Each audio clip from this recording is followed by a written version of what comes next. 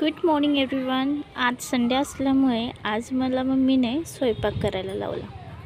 स्वयंपाक काय करायचं याचं टेन्शन तर मला जाम आलं होतं, पण तुम्हाला तर माहिती आहे संडे म्हटल्यावर काहीतरी स्पेशलच असेल।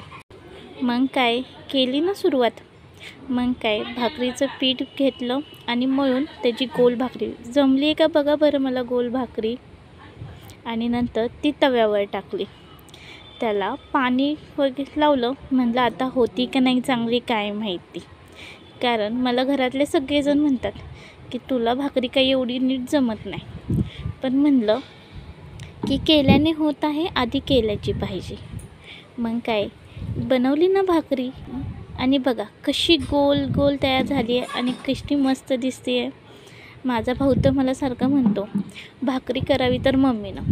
आता मम्मीसारखी तर मला नाही जमणार, पण जशी येते तशी मी केली आणि आज एवढ्या भाकऱ्या मी केल्या। बाप रे, मला तर कंटाळाच आला एवढ्या भाकऱ्या करून। मग काय भावाने चिकन आणून दिलं होतं, म्हणलं आज चांगली भाजी बनव। मग काय चिकन धुतलं, कांदा पातेल्यात टाकलं आणि भाजला।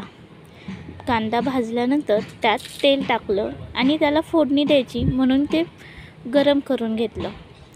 कांदा गरम होताच त्यात चिकन टाकलं आणि वरतून हळद टाकली आणि दोघांचं मिक्सिंग करून घेतलं। वरतून म्हणलं थोडंसं मीठ टाकलं, म्हणजे कसं फिक्कं जरी प्यायचं असेल तरी प्यायला भारी वाटेल। हे बघा कशी मग फोडणी बसली बघा माझ्या भाजीला। ही भाजी नाही, आळणी भाजी आहे, भाजी तर अजून बाकी आहे। मग पाणी टाकलं आणि चिकन शिजायला ठेवलं।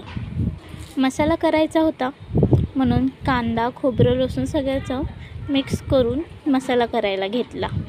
हे बघा मसाला मिक्सरमधून काढला आणि अशी पेस्ट तयार केली।